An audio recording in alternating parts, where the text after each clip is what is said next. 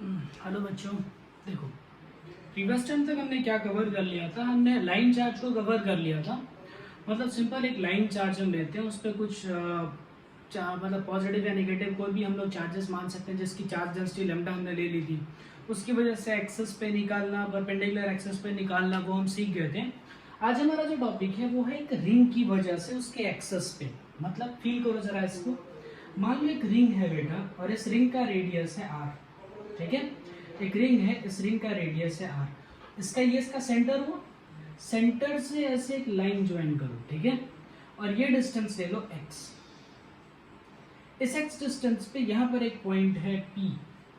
इस P point पर electric field हमें कैलकुलेट करने के लिए जा रहा है कि इस P पॉइंट पर इलेक्ट्रिक फील्ड कैलकुलेट करो। ये बोर्ड वाले बच्चों के लिए काफी इंपॉर्टेंट है, कई बार आ चुका है ये। और जेडब्ल्यू वालों के लिए भी थोड़ा सा इसमें स्पेशल केसेस, जेडब्ल्यू वालों में हम लोग थोड़ा सा कई बार ऑब्जर्व किया आ जाता है, और यहीं से डिस्क के भी डेरिवेशंस हो जाते हैं। तो देखो कई बार सिखाया है बेटा कि जहां पर सिमेट्रिक होती है वहां पर दो स्ट्रिप्स कट किए जाते हैं। तो एक ऊपर के स्ट्रिप काटो और एक नीचे से स्ट्रिप काटो। अब जैसे इस पूरे पे चार्ज मान लो, ऐसे पॉजिटिवली चार्ज मान लीजिए इस पूरे पे, ठीक है। ओके, मान लो ये लेंथ हमने जो कट की है ये dl, ये वाली जो लेंथ कट की है ये dl। अब देखो होगा क्या, इस dl की वजह से इलेक्ट्रिक फील्ड का जो डायरेक्शन मिलेगा आपको, वो इलेक्ट्रिक फील्ड का डायरेक्शन कुछ ऐसा मिलेगा, इसकी वजह से कुछ ऐसा मिलेगा, ठीक। यानी ये छोटा सा इलेक्ट्रिक फील्ड मिला dE, इधर से छोटा सा इलेक्ट्रिक फील्ड मिला dE। मान लो ये एंगल थीटा, तो ये नीचे वाला भी थीटा ही होगा, क्योंकि दोनों ट्राइंगल जब आप बनाओगे तो कॉन्ग्रुएंट ही होंगे। मतलब ये एंगल थीटा, ये एंगल थीटा, इसको रिजॉल्व करो, यहाँ पर कितना आ जाएगा dE cos थीटा, ऊपर चला जाए ये भी कितना आ जाएगा dE cos थीटा। और देखो साइन थीटा वाले के कंपोनेंट आपस में कैंसिल हो जाएंगे, dE साइन थीटा ऐसा आएगा और ये हो जाएगा dE साइन थीटा। तो ये दो टर्म्स जो दिख रहे हैं ना, ये दोनों तो कैंसिल आउट ही हो जाने वाले हैं। यानी आपको जो नेट इलेक्ट्रिक फील्ड मिल रहा है वो क्या मिल रहा है, 2 times of dE cos theta. तो dE नेट कितना मिल रहा है, 2 times of dE cos theta. चलो इलेक्ट्रिक फील्ड की वैल्यू लिख लो। इलेक्ट्रिक फील्ड के लिए क्या होता है फॉर्मूला बेटा, KQ/R। तो K Q, इस पे छोटा सा चार्ज कैसे निकालोगे, तो सिंपल है, लीनियर चार्ज का यूज करना पड़ेगा। तो linear charge is equal to क्या होता है, चार्ज पर यूनिट लेंथ। तो छोटा सा चार्ज तो छोटी सी लेंथ। तो dq इज इक्वल टू क्या आ गया बेटा, लैम्डा इंटू dl। लिख डालो k लैम्डा इंटू dl, ठीक है क्या। k Q/R का स्क्वायर। अब डिस्टेंस देखो, पाइथागोरस यहाँ पे लगा तो ये कितना हो जाएगा, under root r square plus x square. तो r square plus x square, under root में इसका स्क्वायर करोगे तो रूट गायब हो जाएगा, तो क्या बचेगा, x square plus r square. देख लो एक बार अच्छे से ऐसे, ठीक है। बस वैल्यूज रख दीजिए, 2 टाइम्स ऑफ डी की जगह लिखो k lambda dl divided by x square plus r square into cos theta की वैल्यू ट्राइंगल से लिखो। तो ये बेस हो जाएगा, बेस हो जाएगा x डिवाइडेड बाई हाइपोटेन्यूज हो जाएगी r square plus x square to the power 1/2। बस इसी को हमें क्या करना है, इंटीग्रेट। इसको इंटीग्रेट कर दो तो नेट इलेक्ट्रिक फील्ड आ जाएगी। अब देखो 2 बाहर, k बाहर, लैम्डा बाहर, x भी कांस्टेंट है, r भी कांस्टेंट है। इसका मतलब यहां से x square plus r square to the power 3/2 जोड़ो। इस पे पावर 1 है ना बेटा, बेस से में तो पावर ऐड हो जाएंगे 3/2। और ये x भी बाहर, तो इंटीग्रेशन के अंदर बचा क्या, सिर्फ और सिर्फ dl। अब लिमिट चेक करो dl की, देखो ध्यान से देखना। dl को मैं यहां रख रहा हूं, दोनों साइड कट है ना, दोनों साइड से dl अगर मिनिमम वैल्यू देखो तो मिनिमम वैल्यू तो 0 होगी। फैलते फैलते फैलते फैलते फैलते हाफ तक पहुंचेगा, हाफ तक पहुंचते ही रिंग कवर हो जाएगी पूरी। यानी इसकी जो इंटीग्रेशन की लिमिट होगी 0 से आधी रिंग, यानी 0 से लेकर के कितना पाई आर। तो इसकी लिमिट अगर मैं डालूं तो क्या लिमिट डालना होगा, 0 से लेकर के पाई, और इसका रेडियस क्या है आर, ठीक है। बस अब लिमिट डाल दो, कितना हो जाएगा 2k lambda x divided by x square plus a square to the power 3/2। और ये लिमिट को सॉल्व करने के बाद कितना आ जाएगा पाई आर। ध्यान से, थोड़ा ध्यान से देखो, 2 पाई आर, ये पूरी लेंथ हो गई। Into lambda.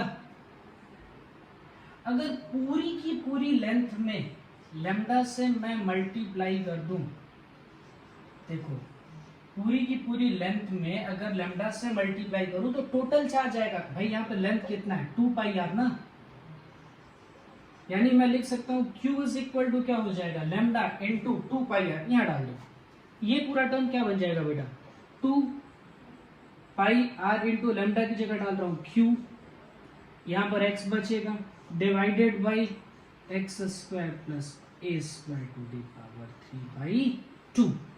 ये नेट इलेक्ट्रिक फील्ड आगे। ठीक है, अब इसमें थोड़ा और सम खुराफात करेंगे, पहले इतना नोट कर लीजिए आप। चलो ये सब जाने दे रहा हूँ, जो काम की चीज है ये हमारा लास्ट का जो फॉर्मूला है इसको यही हमारे काम का है। इससे हम थोड़ा सा ग्राफ प्लॉट करना सीखेंगे। सुनो ध्यान से, जैसे कई बार ऐसे पूछ लिया जाता है कि रिंग की वजह से मैक्सिमम इलेक्ट्रिक फील्ड कहां पर होगा।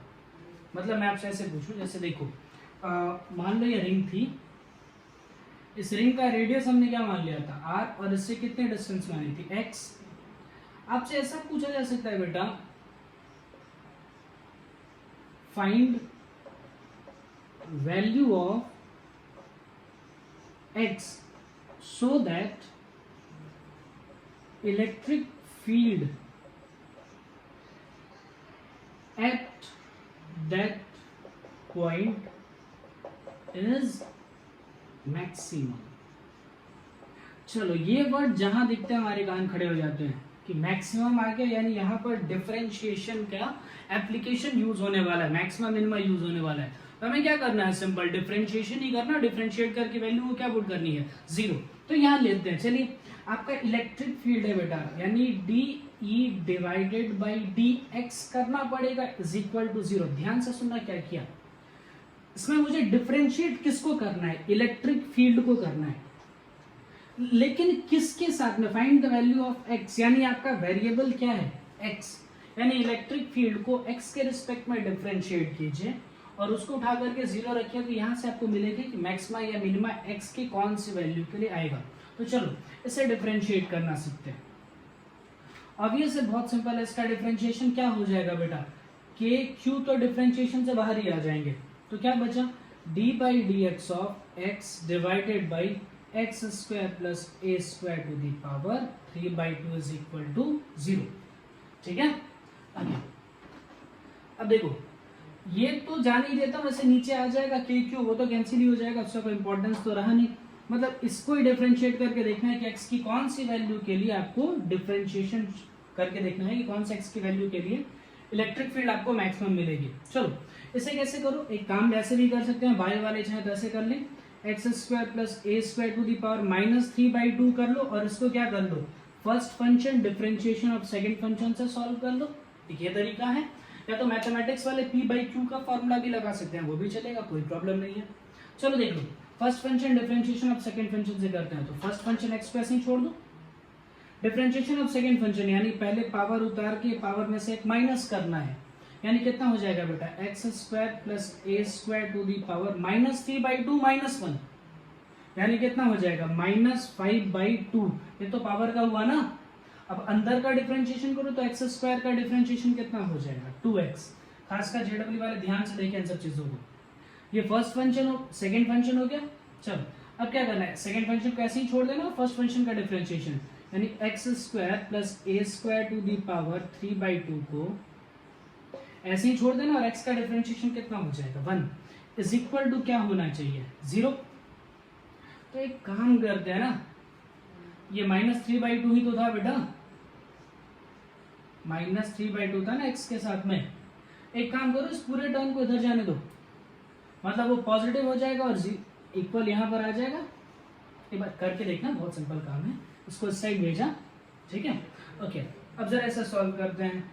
देखिए ये 2 तो कैंसिल आउट हो गया, ये हो गया बेटा 3x², ये नीचे जाने दो, ये बन जाएगा x² plus a square to the power -3/2 divided by x² plus a square to the power -5/2। ठीक है, इसको ऊपर लीजिए, -3/2 प्लस 5/2 कितना हो जाएगा 2/2 यानी कि 1 से सॉल्व करो, पावर ऊपर जाएगा तो प्लस में हो जाएगा ना, क्या हो जाएगा बेटा x square plus a square to the power -3/2 प्लस 5/2 यानी कितना हो जाएगा 2/2 यानी कितना हो जाएगा बेटा 1। ठीक है, ओके। यहां से हमें क्या मिला बेटा 3x square is equal to x square plus a square, इसको इधर ले लो तो 2x square is equal to a square, तो x इज इक्वल टू क्या बचा a/√2। ठीक है क्या, 2 को इधर ट्रांसफर करके दोनों साइड स्क्वायर रूट ले लीजिएगा प्लस माइनस साइन के साथ में, यानी x के लिए जब x की वैल्यू a/√2 होगी at x is equal to a/√2 plus या माइनस दोनों, electric field at point P is maximum. ठीक है क्या, कर लो ऐसे। ठीक है, ये हमारा सेकेंड टॉपिक है आज का, electric field due to an arc. देखो एक पूरे रिंग की वजह से तो कैलकुलेट करना आ गया, अब मान लो आर्क की वजह से कैलकुलेट करना है। आर्क की वजह से कैलकुलेट करने का मतलब क्या है, जैसे मान लो इस तरीके से हम एक आर्क ले रहे हैं, ठीक है, पॉजिटिवली चार्ज्ड, इसके सेंटर पे इस पॉइंट पे देखो ऐसे एक तो मिडिल से मैं जो ड्रॉ कर रहा हूं ये इसका एक्सेस है, ठीक, ये वाला एंगल मान लो θ1, ये वाला एंगल मान लो θ2 और ये रेडियस मान लीजिए बेटा r। चलिए अब आपको करना क्या होगा, दिमाग लगा के थोड़ा देखो, एंगल के बेसिस पे है, मतलब यहाँ पर ये वाला कॉन्सेप्ट नहीं लगाना है कि एक्स डिस्टेंस पे जाकर के dx का स्टेप काटे।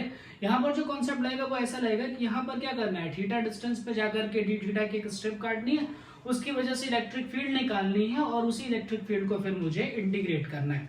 ध्यान से सुनना, क्या किया मैंने, थीटा डिस्टेंस पे जाकर के एक डी थीटा की स्ट्रिप कट की, इस स्ट्रिप से छोटी सी इलेक्ट्रिक फील्ड निकाली डी की और इसी इलेक्ट्रिक फील्ड को इंटीग्रेट किया।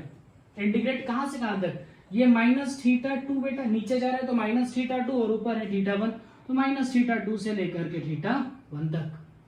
ठीक है, चलिए ऐसे कर लेते हैं, बहुत सिंपल काम करना है बेटा, कुछ नहीं इसमें है, बहुत इजी है ये। हम क्या कर रहे हैं, ये थीटा डिस्टेंस पे जा करके ऐसे डी थीटा के स्टेप को काट रहे हैं, ठीक, ये स्टेप हो गई डी थीटा की। चलो ये लेंथ मान लीजिए dl, तो dl की वजह से जो इलेक्ट्रिक फील्ड आएगा वो इलेक्ट्रिक फील्ड तो कुछ ऐसा आएगा ना, तो स्टेप समझ में आ रही कैसे किया हमने क्या करना है, देखो सोचो जरा, ये तो हमने क्या किया, थीटा डिस्टेंस पे जाके ऐसे डी थीटा की स्टेप काट दी और इसकी वजह से जो इलेक्ट्रिक फील्ड आएगा वो इलेक्ट्रिक फील्ड तो ऐसे आएगा। अब ये वाला एंगल थीटा है, ठीक, तो इसके साथ ये भी एंगल कितना बनेगा थीटा, ये छोटा सा ले लो D.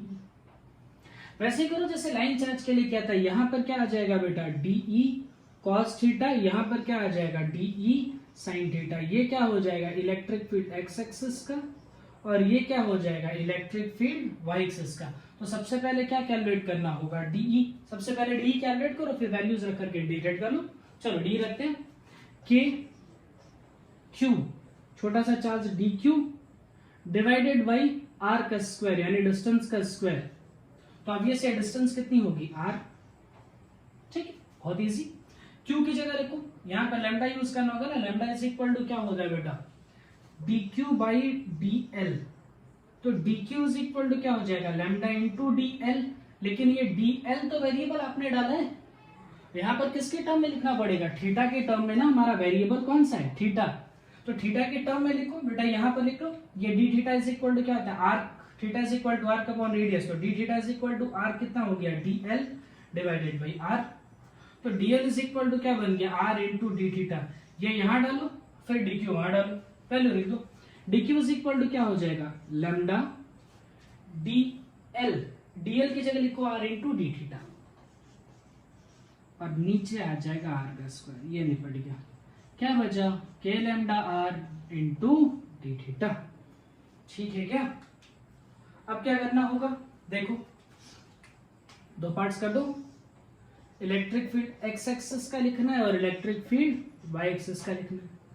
Electric field x axis का क्या लिखोगे, integration of d cos theta, d की वैल्यू क्या डालोगे, k lambda by r cos theta d theta.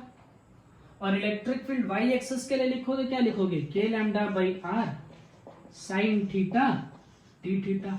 Integration की लिमिट माइनस थीटा 2 से लेकर के थीटा 1। चलो एक बार वीडियो को पॉज करके इसको इंटीग्रेट करो। ठीक है, इंटीग्रेशन कर लिया इसको, सिंपल इंटीग्रेशन था बेटा। देखो तो क्या होगा इसमें, यहां से क्या करो, के लैम्डा बाई आर बाहर निकाल लो, ठीक है। cos थीटा का इंटीग्रेशन क्या हो जाएगा, देखो sin थीटा का डिफरेंशिएशन cos थीटा होता है, cos थीटा का इंटीग्रेशन क्या हो जाएगा, sin थीटा, मतलब ये हो जाएगा sin थीटा, और इसमें लिमिट आपको डालनी पड़ेगी, सॉरी, माइनस थीटा 2 से लेकर के थीटा 1। चलो upper limit minus lower limit डाल दो, क्या बन जाएगा, के लैम्डा बाई आर, ये हो जाएगा sin theta 1 minus sin theta 2। बेटा sine of minus theta is minus sine theta, इसके पहले वाले में भी सेम ऐसा ही वो किया था, डेरिवेशन किया था, तो ये माइनस वाला साइन बाहर निकल जाएगा, यहाँ पर प्लस बन जाएगा, ठीक है। ऐसे ही सेम टू सेम ये भी जाना पहचाना है। इलेक्ट्रिक फील्ड वाई एक्सिस का क्या हो जाएगा बेटा, के लैम्डा बाई आर बाहर निकलेगा, साइन का इंटीग्रेशन माइनस कॉस, तो माइनस साइन पहले से रख दो और एक कॉस थीटा डाल दो, ये कितना हो जाएगा, थीटा 1 थीटा 2, ठीक है। तो के लैम्डा बाई आर ये बन जाएगा बेटा कॉस थीटा 2। देखो ये तो निगेटिव साइन के साथ है, तो एक काम करो, upper limit minus lower limit जब रखोगे और निगेटिव साइन को कंपनसेट करोगे तो ये थीटा वाला अंतर बदल जाएगा, cos theta 2 minus cos theta 1 हो जाएगा। भाई अभी क्या करना होगा, अगर upper limit minus lower limit रखते तो थीटा 1 माइनस थीटा 2 बनता, लेकिन बाहर एक नेगेटिव साइन है ना, तो उसकी वजह से क्या बन जाएगा, थीटा 2 माइनस थीटा 1 बन जाएगा। ये बन गया इलेक्ट्रिक फील्ड वाई एक्सिस का, ठीक है। इसे याद रखना है, बोर्ड वालों के लिए इंपॉर्टेंट इतना नहीं है, जेडब्ल्यू वालों के लिए थोड़ा सा इंपॉर्टेंट है। इसके खासकर स्पेशल केसेस जो होते हैं वो इंपॉर्टेंट होते हैं। स्पेशल केसेस बताता हूँ, मतलब क्या, जैसे हम लोगों ने लाइन चार्ज के लिए किया था ना बेटा, कि उसमें सिमेट्रिक का ढूंढा था। सिमेट्रिक मतलब जब दोनों एंगल बराबर हो गए थे, इसमें भी ऐसे ही ढूंढो। देखो याद कैसे रखना है इसका, मान लो लाइन चार्ज है, ठीक है, और इसके सिमेट्री पे, सिमेट्री मतलब ऐसे जब होगा बीचों बीच एक लाइन जाएगी, मतलब बीचों बीच तो नहीं है, ये देखो ऐसे बीचों बीच अगर एक लाइन चली जाए तो ये वाला एंगल भी थीटा बनेगा, ये वाला भी एंगल थीटा बनेगा, यानी थीटा 1 और थीटा 2 दोनों की जगह पे मुझे अब क्या डाल देना है, थीटा डाल देना है। तो यहाँ सॉल्व करने की कोशिश करो। इलेक्ट्रिक फील्ड के कितने कंपोनेंट थे बेटा, 2 component, electric field x axis का और इलेक्ट्रिक फील्ड वाई एक्सिस का। एक्स एक्सिस पे कॉस आया था जिसको इंटीग्रेट करके साइन बना था, तो यहाँ पर क्या आया था बेटा, k lambda by r sine theta 1 plus sine theta 2। थोड़ा सा दिमाग लगाओगे तो अपने आप को पता चल जाएगा यहाँ पर पॉजिटिव साइन क्यों रखना है, क्योंकि दोनों की इलेक्ट्रिक फील्ड अगर मान लो 2 स्टेप में काटता ना, तो दोनों की इलेक्ट्रिक फील्ड इधर जुड़ती, लेकिन जो कॉस वाली है ना वो कैंसिल होती। जैसे ये वाला लो तो ये कैंसिल होता था, ये कितना बनता बेटा, k lambda by r cos theta 2 minus cos theta 1। क्या क्या ध्यान रखना है, थीटा जो रखना है वो कैसे रखना है बेटा, विदाउट साइन रखना है, ठीक है। और इसमें जो साइड बड़ा होगा, जिसका थीटा ज्यादा होगा, उसके अपोजिट साइड में इलेक्ट्रिक फील्ड आएगी। मतलब जैसे मान लो ये कराया था ऐसा ही, ठीक है, कि सपोज कर लो ये पूरा पॉजिटिव चार्ज, मान लो ये 60 है, ये 30 है, तो ये वाला 30 ये नेट 30 को ऊपर कैंसिल करेगा, क्योंकि जब इसका इलेक्ट्रिक फील्ड लिखोगे बेटा तो इसके 2 कंपोनेंट होंगे ना, तो इसका जो ये वाला कंपोनेंट है वर्टिकल वाला कंपोनेंट, इसके वर्टिकल वाले कंपोनेंट को कैंसिल करेगा, लेकिन इतना पार्ट तो एक्स्ट्रा बच जाएगा, इसलिए नेट इलेक्ट्रिक फील्ड कौन से डायरेक्शन में आपको मिलेगी, नीचे, ठीक है। तो डायरेक्शन का थोड़ा ध्यान रखिएगा, डायरेक्शंस में थोड़ा परेशान नहीं करिएगा। चलो नेक्स्ट देख लेते हैं। इसमें क्या करना है, मान लो विदाउट साइन अगर हम रख रहे हैं या फिर थीटा की वैल्यू को पुट कर रहे हैं, तो कैसे रखना होगा, क्या बन जाएगा, इलेक्ट्रिक फील्ड एक्स एक्सिस का क्या बनेगा बेटा, k lambda by r sine theta plus sine theta 2 times of sine theta, ठीक है।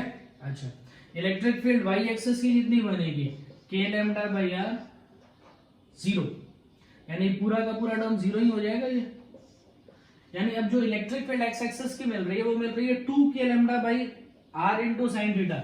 ध्यान से सुनना, ये जो सेक्टर मैंने ड्रॉ किया है ना, इसका टोटल एंगल ये कितना है, टोटल एंगल देखा जाए तो 2 थीटा है। मतलब क्या है बेटा कि सपोज करो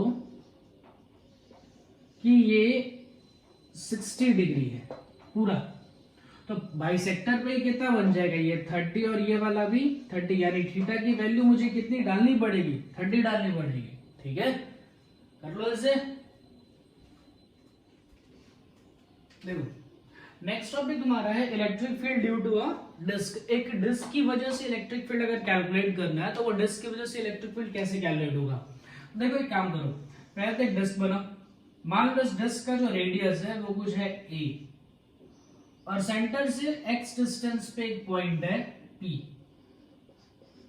इस P पॉइंट पर मुझे इलेक्ट्रिक फील्ड को कैलकुलेट करना है। ठीक है, ऐसे छोटा सा क्वेश्चन है, देखते हैं।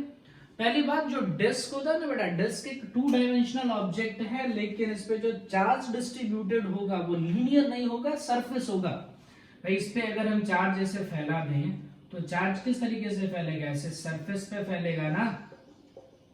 ठीक है क्या, यानी यहां पर अगर हमें चार्ज डेंसिटी सोचनी होगी तो हम कौन सा सोचेंगे, surface charge density, that is charge per unit area. और छोटे से अगर स्ट्रिप के लिए देखा जाए तो dq बाई dA। यहां तक हमें पता चल गया। स्ट्रिप कैसे काटोगे, इसके x डिस्टेंस पे जाकर के हम dx की स्ट्रिप काटते हैं, जैसे कट करते हैं वैसे तो करेंगे, लेकिन इसमें स्ट्रिप का शेप जरा सोचो। तो अगर एक डिस्क है तो डिस्क किससे बना होगा, छोटे छोटे छोटे छोटे रिंग्स को जोड़ते जाओ, जैसे जैसे रिंग्स रखते जाओगे एक डिस्क बनता जाएगा। एक रिंग रखो, फिर एक रिंग रखो, फिर एक रिंग रखो, तो रिंग्स के कलेक्शन से बनता है डिस्क। यानी अगर मैं इसके स्ट्रिप काटूं तो वो स्ट्रिप कौन से शेप में होनी चाहिए, रिंग के शेप में होनी चाहिए। तो चलो हम यहां पे क्या करते हैं, ऐसे सोचा हमने कि y डिस्टेंस पे जाकर के हमने एक dy के स्ट्रिप को कट करना है। ठीक है, ये डिस्टेंस है बेटा y डिस्टेंस पे जाकर के ये जो शेडेड पोर्शन है ना, ये आपके स्ट्रिप है।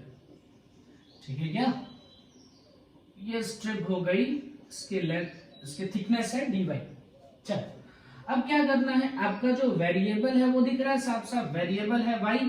कहां से कहां तक, 0 से लेकर के a तक। भाई y की वैल्यू को छोटी करो तो कितना हो गया 0, और बढ़ाते बढ़ाते कितना हो जाएगा a। ठीक है, अब इस रिंग की वजह से इलेक्ट्रिक फील्ड निकालो, और उस रिंग की वजह से जो इलेक्ट्रिक फील्ड आएगा उसी को क्या कर लोगे, इंटीग्रेट। ठीक है, तो चलो इसको रिंग की वजह से लिखते हैं, कैसे काम करना है ध्यान से सुनने ना। ये बोर्ड में नहीं आता और नीट वालों में भी नहीं आता, लेकिन जेडब्ल्यू वालों के लिए थोड़ा सा है। ठीक है, देखो इलेक्ट्रिक फील्ड लिखते हैं, तो इलेक्ट्रिक फील्ड के लिए रिंग के लिए फॉर्मूला क्या आया था बेटा, रिंग के लिए फॉर्मूला आया था k q ये x divided by a square plus x square to the power 3/2। ध्यान से सुनना, एक रिंग के लिए, एक रिंग, उस रिंग का रेडियस मान लीजिए a है, और उससे x डिस्टेंस पे मुझे इलेक्ट्रिक फील्ड लिखना है, इस पॉइंट पर इलेक्ट्रिक फील्ड लिखना है। तो कैसे लिखा था बेटा, दोनों जगह की स्ट्रिप काटी थी, और स्ट्रिप काट करके उसी स्ट्रिप्स को क्या किया था, फिर से इंटीग्रेट किया था। तो यहां पर आया था 2 times of d cos theta. ठीक है क्या, याद रखने का तरीका सुन लो, डी तो आराम से लिख दोगे के क्यू बाई आर स्क्वायर, यानी आर स्क्वायर की जगह पे क्या हो जाएगा, ये डिस्टेंस होगी ना ये वाली, पाइथागोरस लगा तो ये कितना हो जाएगा, under root a square plus x square. ठीक है, लेकिन जब कॉस थीटा लिखोगे तो क्या आएगा, बेस, बेस की जगह पे क्या होगा एक्स, यानी ऊपर एक क्या बनना चाहिए एक्स। ठीक है, और नीचे क्या हो जाता, under root a square plus x square, मतलब a square plus x square to the power 3/2 बन जाता। ठीक, आगे देखो इसके बाद कैसे, हमारा जो स्ट्रिप है, जरा हमारे स्ट्रिप्स को ध्यान दीजिए। हमने y डिस्टेंस पे जाके dy की स्ट्रिप काटी है ना, मतलब क्या हुआ, हमारे लिए अगर रेडियस देखूं तो जैसे यहां पर रेडियस a था, हमारी रेडियस तो y है, डिस्टेंस तो चलो x है, डिस्टेंस में कोई दिक्कत नहीं है हमारे लिए, तो ये रिंग ऐसी है ना, यानी यहां पर रेडियस की जगह मुझे क्या डालना होगा y, बाकी कोई टेंशन नहीं है। हाँ, एक टेंशन और है कि छोटी सी स्ट्रिप में तो छोटा सा इलेक्ट्रिक फील्ड है, तो यहाँ पर छोटा सा चार्ज लिखना पड़ेगा dq का, समझ गए। ओके, चलो छोटा सा चार्ज dq लिखते हैं। dq इज इक्वल टू क्या हो जाएगा बेटा, यहां से लिखो तो जरा, सिग्मा इंटू da। dq है चार्ज ऑन स्ट्रिप, तो ऑब्वियस है da जो होगा वो होगा एरिया ऑफ स्ट्रिप। अच्छा, एरिया ऑफ स्ट्रिप मतलब क्या, इसमें एरिया कैसे निकालना सीखा था बेटा, तो अंदर के सरकमफ्रेंस को dx से मल्टीप्लाई करते या dy से मल्टीप्लाई करते तो एरिया आता था, याद है ना? क्या करते थे भाई, मान लो इसका शेडेड पोर्शन निकालना होता था तो इसका सरकमफ्रेंस इनटू dx। अच्छा, जैसे वॉल्यूम का लिखना होता था तो वॉल्यूम के लिए क्या लिखते थे, एरिया मल्टीप्लाइड बाई dx, ये सिखाया था ना? वैसे ही करो इसमें, ये कितना हो जाएगा सिग्मा इनटू अंदर की लेंथ कितनी हो जाएगी 2 पाई y और ये dy। बस अब ये dq की वैल्यू वहां पे डाल दीजिए, तो छोटी सी इलेक्ट्रिक फील्ड निकल गया आई के, dq की जगह डालो sigma 2 pi y dy x divided by y square plus x square to the power 3/2। ठीक है क्या? अब इसी को मुझे क्या करना पड़ेगा, इंटीग्रेट। तो चलो इलेक्ट्रिक फील्ड तो 0 से E तक हो जाएगी, लेकिन जब इसे इंटीग्रेट करोगे तो इसके लिमिट कहां से कहां तक जाएगी, 0 से लेकर के E तक। ठीक है, चलिए देखते हैं, इसका इंटीग्रेशन थोड़ा अच्छा है, ध्यान रखना है। क्या क्या बाहर निकलेगा, k बाहर निकला, सिग्मा बाहर निकला, 2 पाई बाहर निकला, x भी बाहर निकला। अंदर बचा क्या, y dy, और ये नीचे वाला टर्म भी तो वेरिएबल है, y square plus x square to the power 3/2। ठीक है क्या? अब ऐसे इलेक्ट्रिक फील्ड कैसे इसको इंटीग्रेट कैसे किया जाता है वो भी सिखाया था। क्या करना था बेटा, डिनोमिनेटर जो होता है उसको कुछ मानना पड़ता है, उसकी हेल्प से फिर dy के वेरिएबल्स को चेंज करना पड़ता है। तो चलो इसको एक बार इंटीग्रेट करने के लिए आप ट्राई करो, फिर मैं एक बार आपके लिए इसे इंटीग्रेट कर दूंगा। ठीक है, ट्राई करो एक बार। आई थिंक ट्राई कर लिया होगा ना, ट्राई तो हो गया होगा। करते हैं थोड़ा सा, सारे काम मेरे से ही कराओ तुम लोग।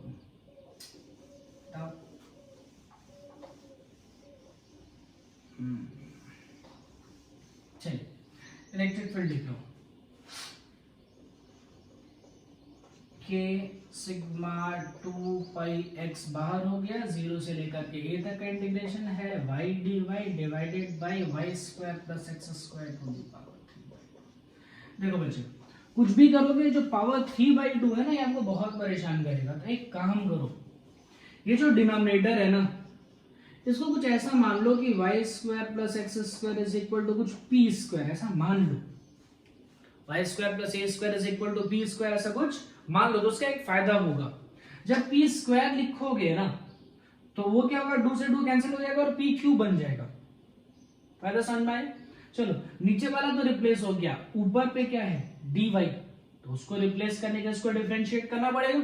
उसको डिफरेंशिएट करो तो इसका क्या हो जाएगा 2y dy, x तो कांस्टेंट है बेटा, उसका differentiation 0 is equal to 2p dp। 2 से 2 कैंसिल कर दो, y dy की जगह क्या डाल सकता हूं, p इंटू dp डाल दो, ये k सिग्मा 2 पाई x। चल लिमिट्स भी बदलनी पड़ेगी बेटा, लिमिट्स अभी लिखता हूं, y dy की जगह क्या लिख सकता हूं p dp, और इस पूरे टर्म की जगह लिख सकता हूं p स्क्वायर, उस पे पावर 3/2, यानी ये कितना हो जाएगा p क्यूब, तो ये निपट गया, बचा यहाँ कितना p स्क्वायर। चलो लिमिट पे आ जाओ, देखो ये लिमिट किसके लिए रखी गई थी, y की, यानी y की वैल्यू पहले 0 थी, फिर y की वैल्यू बढ़ करके a हो गई थी, लेकिन हमारा वेरिएबल तब क्या हो चुका है p। तो जरा चेक करो कि y की वैल्यू 0 थी तो p कितना होगा, y की वैल्यू 0 रखोगे तो p की वैल्यू आएगी x, और y की वैल्यू अगर a है तो p की वैल्यू आएगी √a square plus x square. Simple है, कुछ नहीं किया, y की जगह पर a डाल दिया, a डालोगे तो p स्क्वायर मिल जाएगा, उसको √ में ले लेना। ऐसे ही y की जगह 0 डाल दो तो p मिल जाएगा, यानी लिमिट चेंज हो गई। अब 0 की जगह क्या लिखना पड़ेगा x, और यहां पर क्या लिखना होगा √a square plus x square. ठीक है क्या? चलो इसको इंटीग्रेट कर लेते हैं, ये कितना हो जाएगा k सिग्मा 2 पाई x। देखो बेटा p स्क्वायर है ना, तो क्या करते हैं पावर में एक जोड़ के उससे क्या करते हैं डिवाइड कर देते हैं, p टू दी पावर -2 हो जाता, -2 यानी कितना हो जाएगा -1/p। ठीक है, मतलब जान ही ले लो मेरी। ठीक है, p टू दी पावर -2 कर देना, पावर में एक जोड़ के उसी से डिवाइड कर दिया जाता है, तो यहाँ पर बचेगा -1, और ऐसे ही p पे बचेगा -1, तो p पे -1 बचेगा तो उसको 1/p लिखा जा सकता है। x से लेकर के under root a square plus बस upper limit minus lower limit और नेगेटिव साइन कंपनसेट करो। मैं डायरेक्ट लिख रहा हूं सिग्मा 2 पाई x upper limit minus lower limit और नेगेटिव साइन को कंपनसेट किया गया। बहुत इजी, क्या है इसमें, कुछ नहीं, याद नहीं करने की जरूरत है, इसको याद करने की कोई जरूरत नहीं है, डेरिवेशन अच्छे से समझ लीजिए, ठीक है।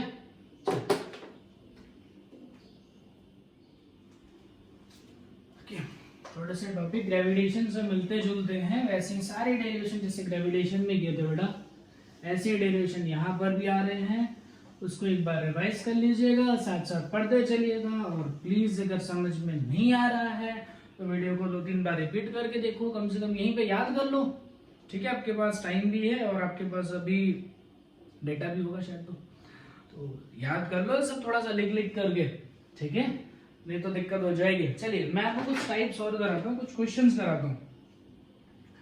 देखो क्वेश्चंस में क्या हो सकता है, एक अच्छा सा क्वेश्चन करा देता हूँ, उसके बेसिस पे आप और ट्राई करिएगा।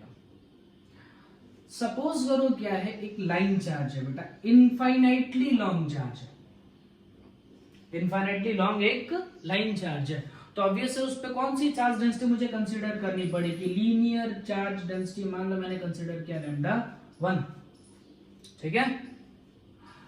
इससे कुछ दूरी पर मान लो यहां से a डिस्टेंस पर एक और लाइन चार्ज रखा गया, लेकिन ये वाला फाइनाइट है, ये वाला फाइनाइट है और इसकी लेंथ है L2।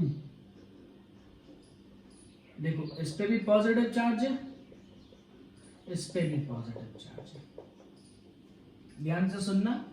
एक इनफाइनाइटली लॉन्ग वायर से a डिस्टेंस पर एक और लाइन चार्ज रखा है मैंने, डिस्टेंस ध्यान दीजिएगा, मैंने सेंटर से नहीं लिखा है, ठीक है। यानी अगर लिमिट इंटीग्रेट भी करनी होगी तो a से लेकर के a प्लस L/2 पे आएगी, वो अभी समझ जाओगे आप। देखो मान लो इसकी लीनियर चार्ज डेंसिटी है λ2, मैं आपसे पूछ रहा हूं फाइंड, ये ऐसे सोच लेना, इसको लिखता हूं लाइन सेगमेंट 1 और ये लिखता हूं line 2। Find force on 2 due to 1। कोई फर्क नहीं पड़ता, अगर मान लीजिए 1 ऑन 2 पूछा होता तो भी सेम ही चीज होती है, क्योंकि इलेक्ट्रोस्टैटिक फील्ड कैसी आती है, एक आप इलेक्ट्रोस्टैटिक्स में जो भी पढ़ रहे हो या इलेक्ट्रोस्टैटिक फोर्स जितने भी पढ़ रहे हो वो सारे कैसे होते हैं, एक्शन रिएक्शन पेयर होते हैं। मतलब अगर इलेक्ट्रिक फील्ड की वजह से इसके वजह से इसके ऊपर फोर्स है तो इसके वजह से इसके ऊपर फोर्स होगा, ठीक है। ओके, सॉल्व कैसे करना होगा, देखो ध्यान से सुनना, क्या कैसे काम करना है। इसके ऊपर फोर्स निकालना है ना, इसके ऊपर फोर्स निकालना है, इसके ऊपर चार्ज है λ2 का। देखो इसका काम क्या होगा, इसका काम होगा टू प्रोड्यूस इलेक्ट्रिक फील्ड, ध्यान से सुनना, इसका काम होगा इलेक्ट्रिक फील्ड को जनरेट करना है। इसकी वजह से ऐसी इलेक्ट्रिक फील्ड आउटवर्ड डायरेक्शन में होंगी और उस इलेक्ट्रिक फील्ड की वजह से इसके ऊपर फोर्स लगेगा। तो इलेक्ट्रिक फील्ड की हमने डेफिनेशन लिखी थी बेटा, electric field is defined as force per unit charge, यानी यहां से हम फोर्स लिखते हैं तो F इज इक्वल टू क्या लिखा जा सकता है, Q इंटू E। ध्यान से सुनना चीजों को, इलेक्ट्रिक फील्ड इसका यूज करना पड़ेगा और चार्ज तो इसका यूज करना पड़ेगा। देखो जैसे मान लो ग्रेविटी हमें नीचे खींचती है तो ग्रेविटेशनल फील्ड कौन जनरेट करता है, अर्थ, और उसकी वजह से फोर्स किसके ऊपर लगता है, हमारे ऊपर। तो अगर मान लो आप कभी भी फोर्स लिखते हो तो फोर्स कैसे लिखते हो, Gm1m2/d², ऐसे ही करके लिखते हो ना, यानी वहां पर ग्रेविटेशनल फील्ड जो है वो किसका लेते हो, अर्थ का, लेकिन तुम मास किसका लेते हो, खुद का। समझ में मेरी बात। जैसे दो चार्जेस हैं, अगर दो चार्जेस एक दूसरे को रिपेल कर रहे हैं या अट्रैक्ट कर रहे हैं, कुछ भी हो रहा है मान लो, तो इसमें क्या होगा, पहला वाला चार्ज इलेक्ट्रिक फील्ड को जनरेट करेगा और इसके इलेक्ट्रिक फील्ड की वजह से इसके ऊपर फोर्स लगेगा। ध्यान से सुनना, ऐसा नहीं होगा कि इसने इलेक्ट्रिक फील्ड जनरेट किया और इसके ऊपर फोर्स लगने लगा ना। जो इलेक्ट्रिक फील्ड जनरेट करता है उसका उसी पे फोर्स नहीं लगता भाई, अपने ग्रेविटेशनल फील्ड से कोई पिचक नहीं जाएगा या अपने ग्रेविटेशनल फील्ड से किसी के ऊपर कोई इफेक्ट नहीं आता। हमेशा वो ग्रेविटेशनल फील्ड क्या होती है, दूसरे को इफेक्ट करती है।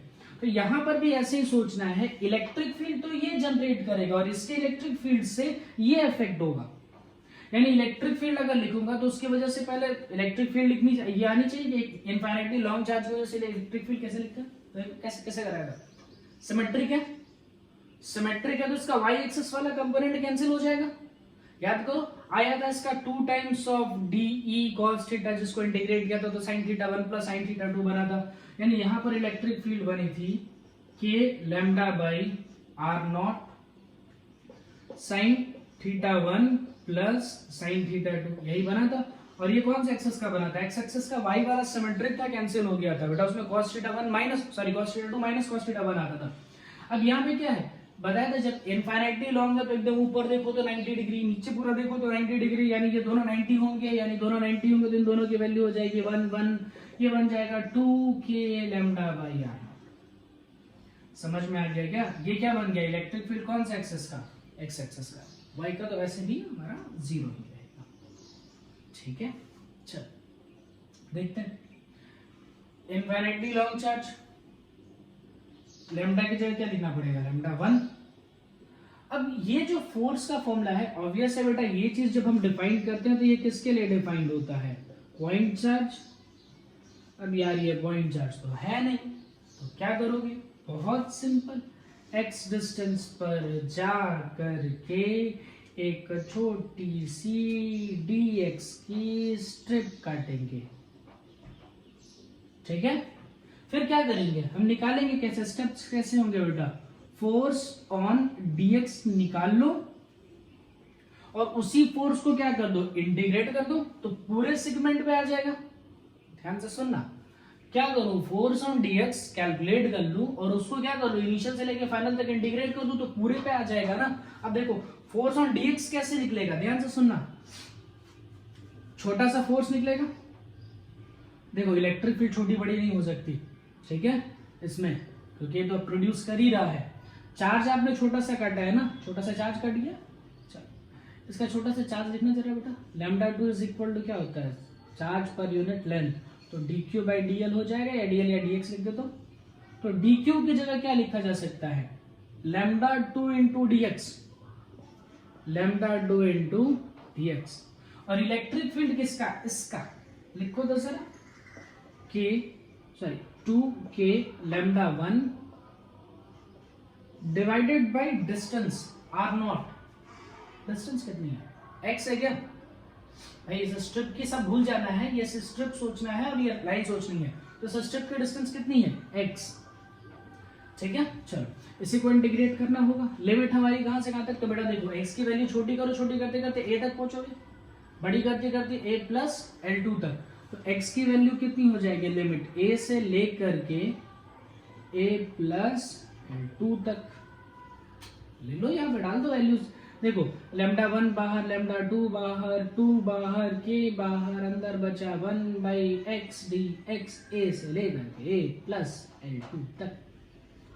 ठीक है क्या, 1 बाई एक्स का इंटीग्रेशन क्या होता है बेटा, log x, log का बेस कौन सा e या फिर ln x, तो लिख डालो, ये कितना हो जाएगा, lambda 1 lambda 2 2k ln x upper limit minus lower limit, यानी ये हो जाएगा ln a plus L2 minus ln x, log a minus b का फॉर्मूला लगा दो, कितना हो जाएगा 2k lambda 1 lambda 2 ln a plus L2 divided by, sorry ये क्या हो जाएगा पे a ना, लोअर लिमिट a, खत्म, ऐसे ही तो कैलकुलेट करना था।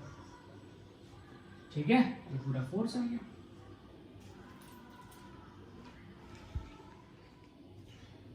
ठीक, देखो ये तुम्हारा नेक्स्ट टॉपिक है, motion of a charge particle in an electric field. मतलब क्या, देखो इलेक्ट्रिक फील्ड में चार्ज पार्टिकल कैसे मूव करेंगे, तो इलेक्ट्रिक फील्ड कैसे जनरेट किया जाता है बेटा, सीखा था हमने कि इलेक्ट्रिक फील्ड जो होती हैं वो पॉजिटिव से आउटवर्ड होती है और नेगेटिव से इनवर्ड होती है। तो मान लो ये ऊपर का प्लेट है ऐसे पॉजिटिवली चार्ज, ठीक है, और नीचे का प्लेट है ऐसे नेगेटिवली चार्ज। अब मान लो यहां से कोई इलेक्ट्रॉन ऐसे v वेलोसिटी से फेंक दिया गया, ध्यान से सुनना, ऐसे बीचों बीच से कोई इलेक्ट्रॉन v वेलोसिटी से फेंक दिया गया, इसके बीच की डिस्टेंस कुछ मान लो d, ये वाली डिस्टेंस मान लीजिए बेटा d, और ये बीचों बीच से फेंका गया है, मतलब ऊपर वाली डिस्टेंस आ जाएगी d/2 और नीचे वाली डिस्टेंस आ जाएगी d/2।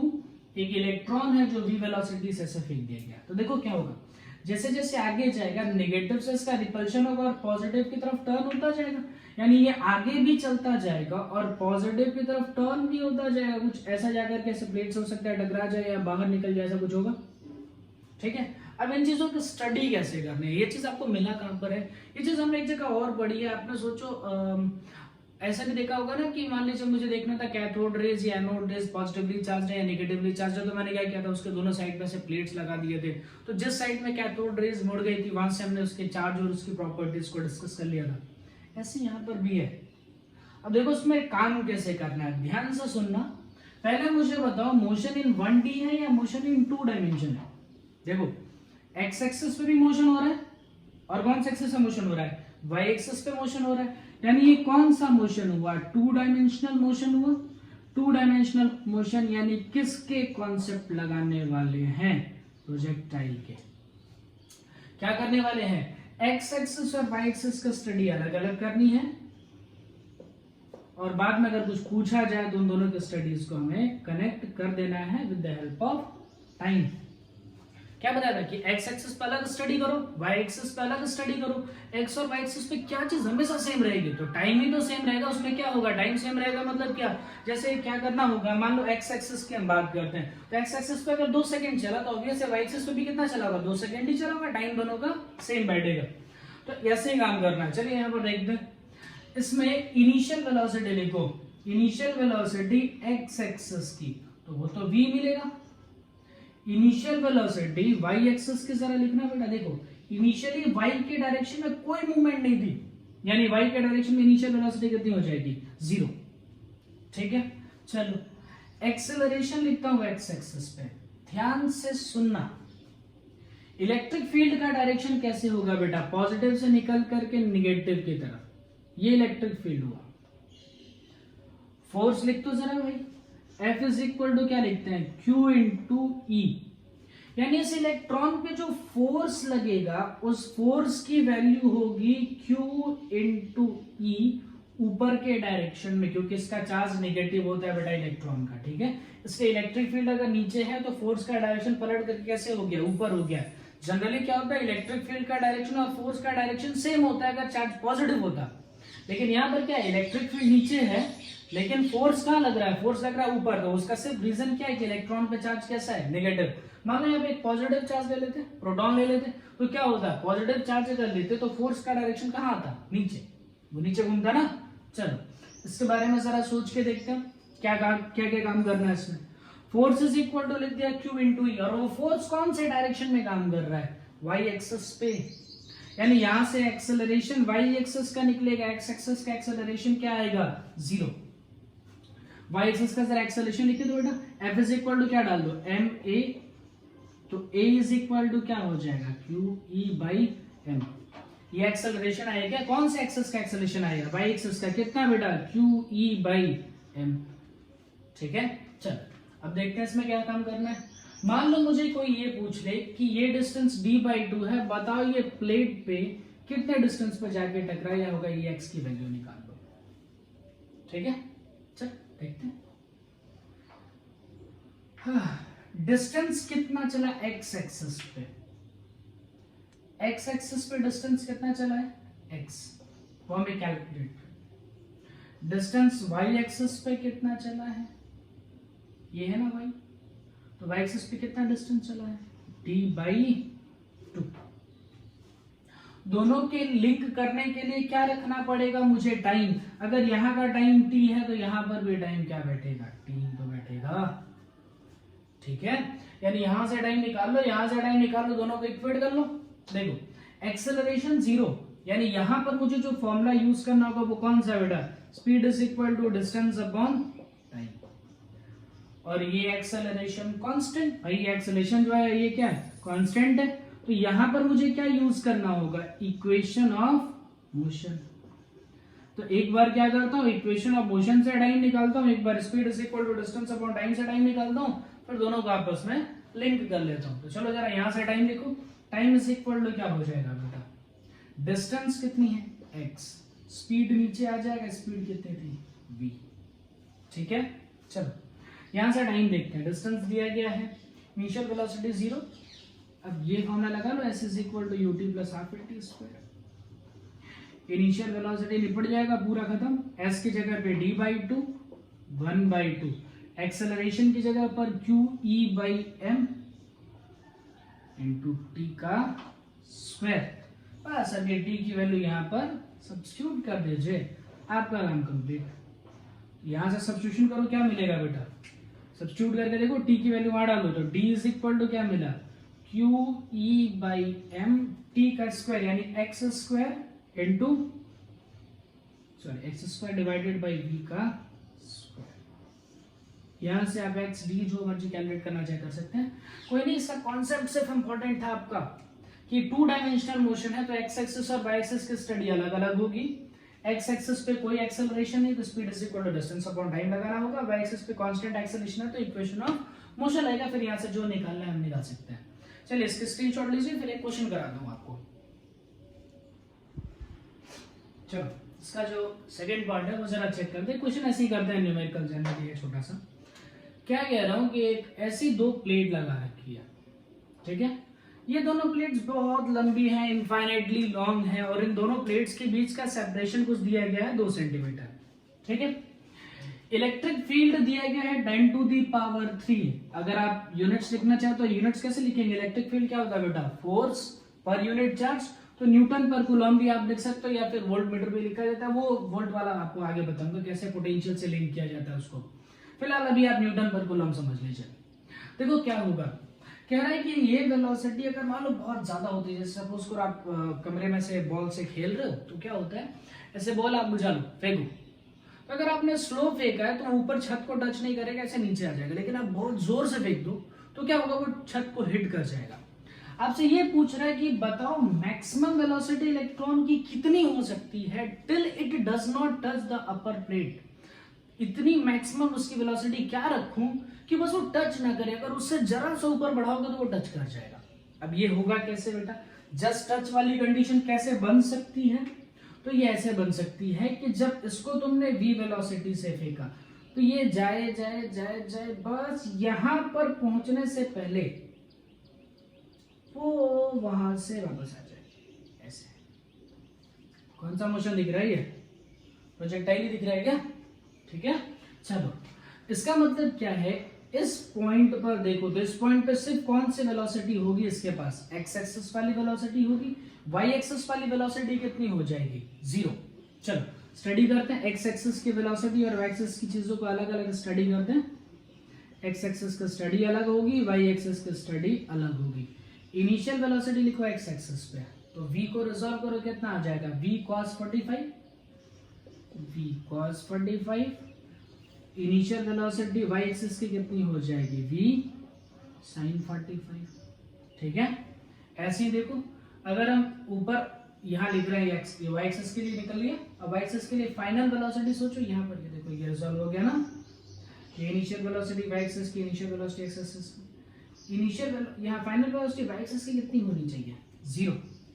Final velocity y axis की कितनी होनी चाहिए, 0, तभी तुम्हारा टच नहीं करेगा, ठीक है। अच्छा, इलेक्ट्रिक फील्ड ऊपर है, इलेक्ट्रॉन है, तो ऑब्वियस है फोर्स कहाँ आएगा बेटा, नीचे। जनरली फोर्स का डायरेक्शन और फील्ड का डायरेक्शन सेम होता है, लेकिन अगर इलेक्ट्रॉन है तो इलेक्ट्रॉन के केस में क्या होगा, एक नेगेटिव साइन है, इस वजह से जो डायरेक्शन होती है फोर्स से पलट जाती है, तो फोर्स का डायरेक्शन कहाँ है बेटा, नीचे, यानी एक्सेलरेशन का डायरेक्शन कहाँ आएगा बेटा, नीचे। चलो जरा लिखें एक्सेलरेशन कौन से एक्सिस पे आएगी, क्या आएगी acceleration, force is equal to लिखा जाए तो force is equal to q into e, force की जगह डाला एम ए, तो a is equal to q e by m, q e by m. कौन सा डायरेक्शन, इसके बाद देखते हैं। देखो क्या करना होगा, हमें डिस्टेंस y एक्सिस की कितनी दी गई है, y एक्सिस पे कितना डिस्टेंस चला है इसने, 2 सेंटीमीटर, यानी 2 × 10⁻⁻² मीटर, ठीक। अच्छा मुझे क्या कह रहा है, कह रहा है कि बताओ कितनी मैक्सिमम वेलोसिटी हो, यानी कि मुझे पूछा क्या है v, कि वो प्लेट को टच ना करे। तो एक काम कर लो, अब s निकल गया, u निकल गया, a निकल गया, क्या है इसमें, v square minus u square is equal to 2as। ध्यान से सुनना, वेलोसिटी कौन से डायरेक्शन में, ऊपर, एक्सेलरेशन कौन से डायरेक्शन में, नीचे। तो क्या डी एक्सेलरेट होगा कि एक्सेलरेट होगा, ऑब्वियस है वो डी एक्सेलरेट होगा, यानी एक्सेलरेशन यहाँ पे कैसे लिखना पड़ेगा, नेगेटिव, लिख डालो -2q/e/m और डिस्टेंस की जगह 2 × 10⁻²। Final velocity is Minda, initial velocity is v sin 45 यानी v/√2। ठीक है क्या, नेगेटिव निपट गए, ठीक। ये कितना हो जाएगा, v इज इक्वल टू हो जाएगा 4√2q/e/m। e दिया है, q दिया है, m दिया है, यहां से मुझे वेलोसिटी बहुत इजीली मिल जाएगी मीटर पर सेकेंड में, ठीक है। जितने टाइप्स के क्वेश्चन थे बच्चा मैंने करा दिया। नेक्स्ट टर्म से हम लोग गॉस थ्योरम पे बढ़ेंगे कि गॉस थ्योरम में क्या है उसको कैसे सॉल्व करते हैं, और जो इसमें आपने 1 डायमेंशन और 2 डायमेंशन के ऑब्जेक्ट्स ध्यान से देखे ना, लीनियर चार्ज के देखे, सरफेस चार्ज डिस्ट्रीब्यूशन के देखे, थोड़ा सा वॉल्यूम को भी डिस्कस करना होगा, तो वॉल्यूम का डिस्कशन हम गॉस थ्योरम में करेंगे। तो नेक्स्ट टर्म से गॉस थ्योरम ही पढ़ेंगे। और आपको एक छोटा सा होमवर्क है, वो है कि properties of electric field, theory का टॉपिक है, 5-6 पॉइंट्स है उसके, प्रॉपर्टीज ऑफ इलेक्ट्रिक फील्ड, मैं ग्रुप में भी डाल दूंगा आपके, उसको एक बार आप पढ़ लीजिए, ठीक है। फिर नेक्स्ट टाइम हम उसको एक बार डिस्कशन कर लेंगे, फिर आगे बढ़ते हैं। Thank you.